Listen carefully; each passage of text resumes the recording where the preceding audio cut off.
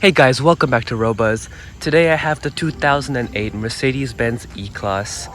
This is the sedan version of the W211 generation, and it's the facelifted version because it's from 2008. As you can see here, it's original paint job in silver. It's the compressor engine and E200, so just a basic model right here. But it's almost like 15 years old now, and today I'm just going to show you around the exterior, interior, and take it for a drive at the end. So starting with the exterior, as you can see, this model is actually the avant-garde, as it says down here, which means that it has some sportier design, such as the bumper down here and these sportier fog lights compared to the normal model that you get. The W211 is known for having those Mickey Mouse round-shaped headlights, which is a really unique feature, especially on a luxury car like this. And the headlights, the indicators are right here, so it actually looks like the eyelids actually. So that's pretty cool.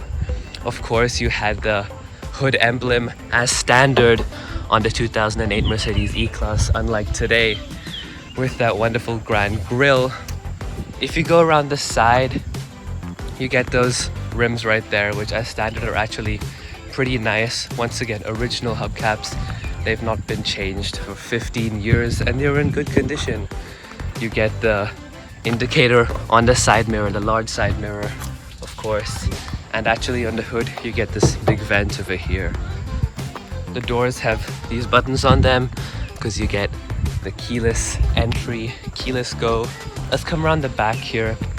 What I actually really like, which is uncommon on sedans many days, is the rear brake light. The center one is actually on the boot lid. Normally it's like over here or something. So that's a pretty cool feature of this car that gives it its own character. As you can see, there's double exhaust down there on either side, twin pipes, and yeah, they're actually real exhausts.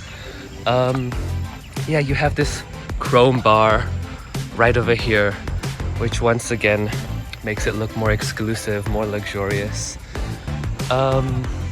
Yeah, and that is basically the exterior. It's a good looking car, it's a classy looking car. It's not that sporty, but yeah, and I think that for 2008 it's actually pretty modern looking, at least.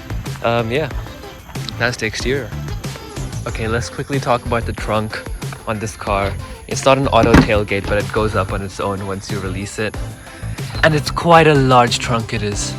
You can't fold the rear seats down to extend the storage space, but it's more than adequate for suitcases and stuff. And you can pull this down here. You have a little thing to hang your grocery bags or something. You have netting over here to store some smaller items. And it's really good. And then of course, you can pull this up and you have your spare tire. Not a tire repair kit, you have a full-on spare tire in this 2008 car.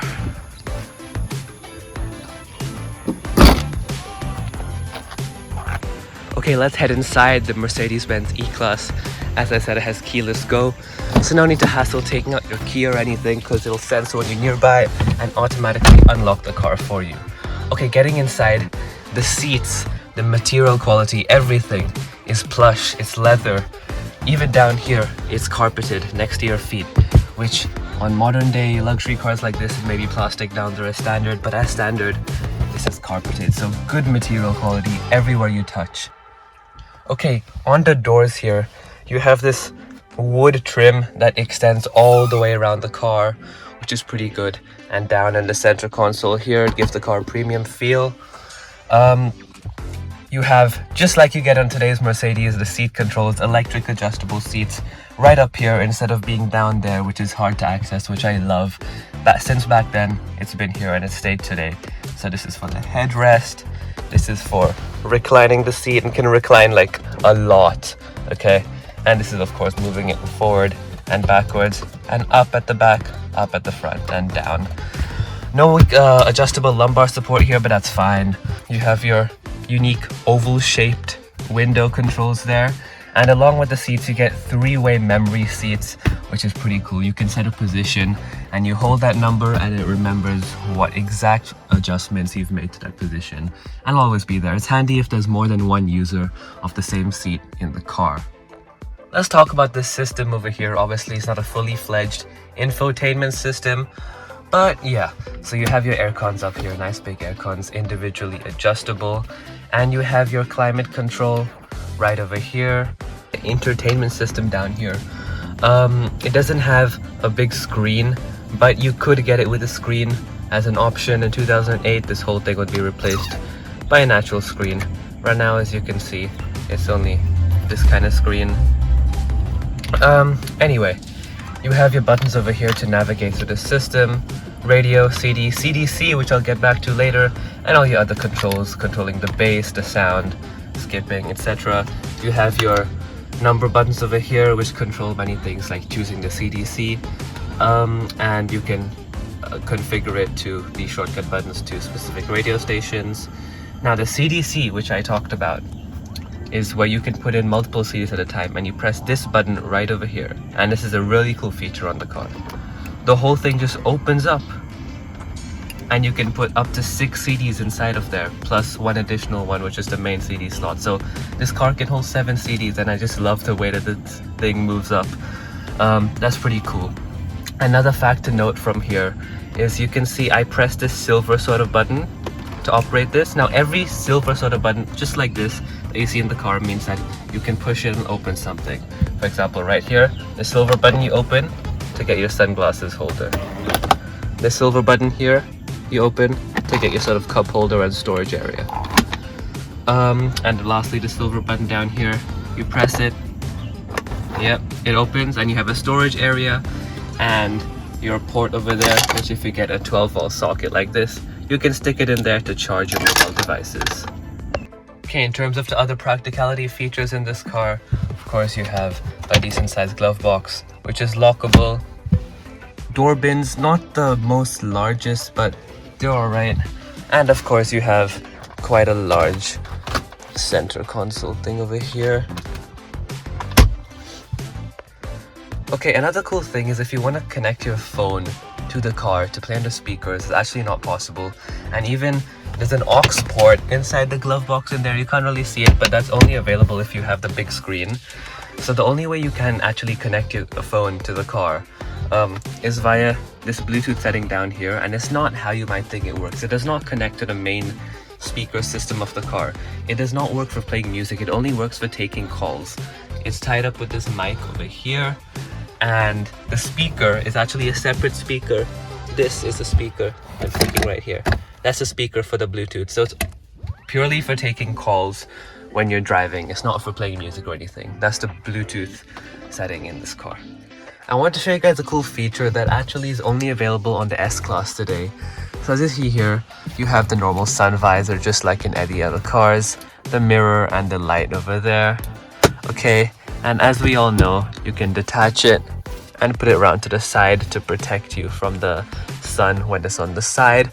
But here's the cool feature about this car that not many other cars have. You have a second visor for when you have it on the side. You can put this down here. And then you have 2 visors for each window, one for the left and one for in front, to truly give you protection from the sun whichever direction you're facing. So that is a cool feature that is not available on the new E-Class today. It's only on the new S-Class, but it's here on this W211. Okay, let's check out the steering wheel here. As you can see, it has all your buttons for adjusting through the menus, putting up and down the volume, and answering and declining calls when your phone is connected to the Bluetooth speaker. As I mentioned before, the left buttons are to adjust the menus, which will be displayed on that central round screen in the middle of the analog dials. Now, it may not look too complex right now with only these few buttons to go through it, but once you get into it, there's actually quite a few layers in that menu system, and there's quite a few things that you can see. On the right there, you have the rev counter next to the speedometer, and on the left, you have an analog clock, and that little dial over there is for your fuel. Okay, let's now hop into the back seats of this car. Let's go inside. As you can see, the leather back interior continues all the way back here. Okay, first things first, the leg room. More than enough knee room. It's really good. Foot room is good as well. Only problem is the seat. There's not much space under the seat to really stretch your legs out. underneath it, but it's fine. There's more than enough leg room back here when the front seat is in a comfortable seating position for the front passenger. Has a nice design in the seat to keep you comfortable. You have this sort of design made with the leather on the sides. It's actually also there on the front. You have ashtrays on either side right here.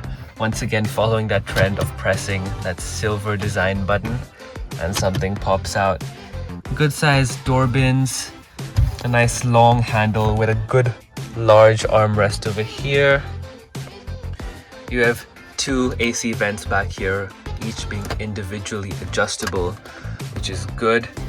And you have some good pockets on the seat back with these crevices, I guess designed for people who have long knees, large knees.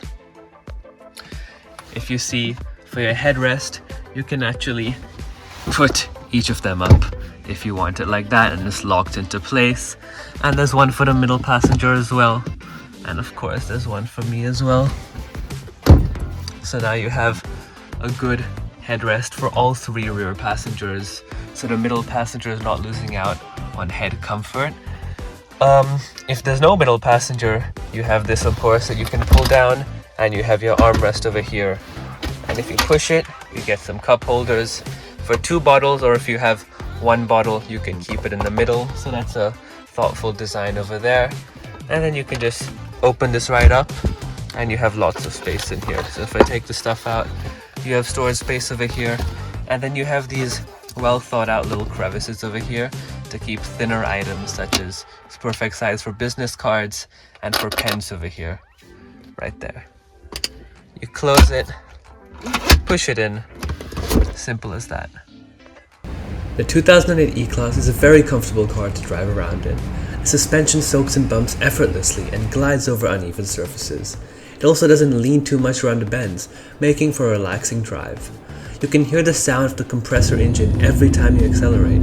The 5-speed automatic gearbox in the E200 is smooth and efficient. On the expressways when cruising, the car feels stable at higher speeds. It maintains a quiet ride with minimal tire and wind noise. This E200 compressor accelerates from 0 to 100 km per hour in 9.3 seconds and goes on to achieve a top speed of 230 km per hour. Okay, that's about it for today. The 2008 Mercedes-Benz W211 E-Class. If you guys enjoyed this video, don't forget to give it a like and subscribe to robuzz if you'd like to see more content just like this and much more. See ya!